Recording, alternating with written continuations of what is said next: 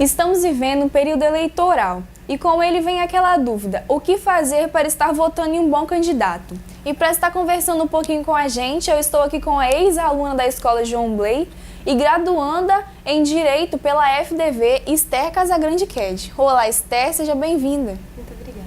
Esther, como que iniciou o processo de democratização do Brasil até que chegasse na atualidade com toda a população tendo direito ao voto? Bom, como você disse, antes nem todas as pessoas tinham direito ao voto. Na época do Brasil Imperial, antes da proclamação da República, somente os homens com maiores de 21 anos e que tinham grande poder aquisitivo tinham direito ao voto. Com a proclamação da República, em 1889, esse voto abriu um pouco mais, mas somente homens podiam continuar votando. Os menores de 21 anos, mulheres, mendigos, analfabetos, membros do clero e soldados rasos não tinham direito ao voto. As mulheres, elas só foram adquirir o direito ao voto em 1933, na época de Getúlio Vargas. Após esse período, nós tivemos 2 períodos de ditadura na história do Brasil. A da época de Vargas, que foi de 1937 até 1945, e depois na ditadura militar, de 1964 a 1985. Nesses 2 períodos, o direito ao voto foi restringido. Praticamente ninguém podia votar. Na época de Vargas não era possível o voto. Então todo esse processo de não ter a democracia no Brasil, ele foi muito levado em conta quando acabou a ditadura e teve o processo de redemocratização do Brasil, com o advento da nova Constituição Federal, que é de 1988, e que nela há o sufrágio universal, que todos os maiores de 16 anos podem votar, sendo que os acima de 18 anos são obrigados ao voto. Nas eleições desse ano, quais são os cargos eleitorais que serão eleitos? Esse ano nós temos as eleições municipais, que nós vamos escolher os vereadores e o prefeito dos próximos 4 anos.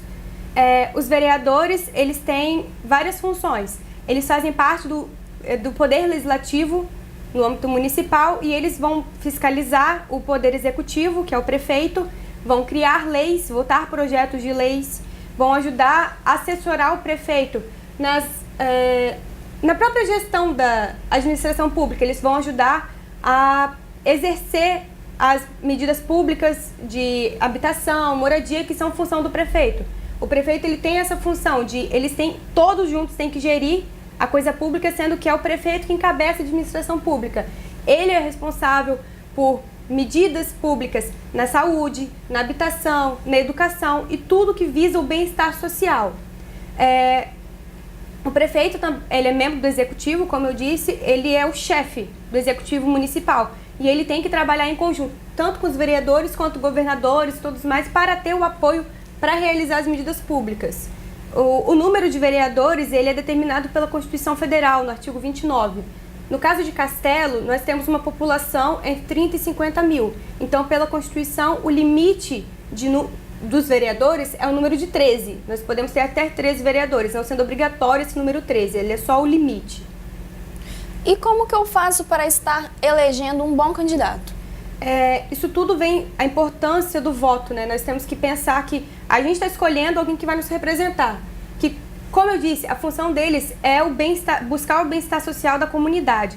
Então nós temos que votar em alguém que tenha as melhores propostas, que nós confiamos que vai conseguir fazer esse papel. Aí nós temos também as medidas que nós temos que procurar analisar dos candidatos. A própria índole dele, os projetos dele, as ideias dele, e tem que ser pessoas acessíveis, que você pode conversar, que você pode dar sugestões, que você pode cobrar. É muito importante a gente saber em que a gente votou para a gente poder cobrar depois. E mesmo que a gente não vote no candidato que ganha, nós temos que cobrar dele também. Não deve existir isso de, eu não votei, eu não tenho responsabilidade, é culpa de quem votou. Não. É uma escolha democrática. A maioria vai escolher, mas nós temos que fiscalizar todos juntos. Nós temos que ir atrás dos nossos direitos. E em relação a isso, é bom a gente falar também sobre a compra de votos, que nós temos uma lei, que é a Lei 9.840, que ela foi resultado de uma iniciativa popular.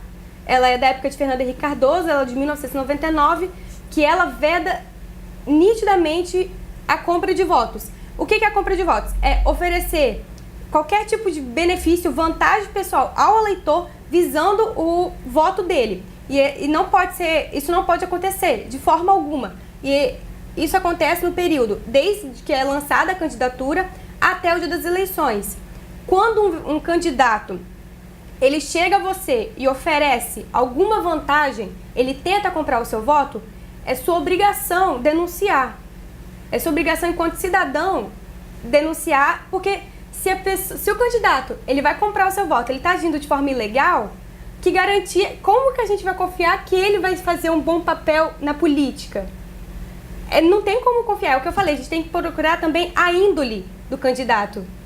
Não é votar, a maioria vai votar nesse, eu vou votar porque vai ganhar. Não é assim, você tem que ter uma escolha consciente do seu voto, você não tem que ir pelo que a maioria pensa, você tem que ir pelas suas convicções, pelo que você realmente pensa. Então é todo um conjunto de coisas que você tem que levar em consideração para escolher o melhor candidato.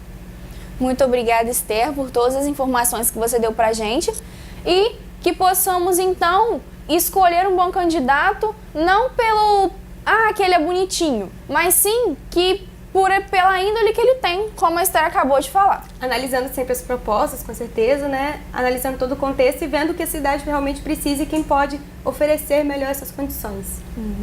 Letícia Locke para a Web TV Atitude JB.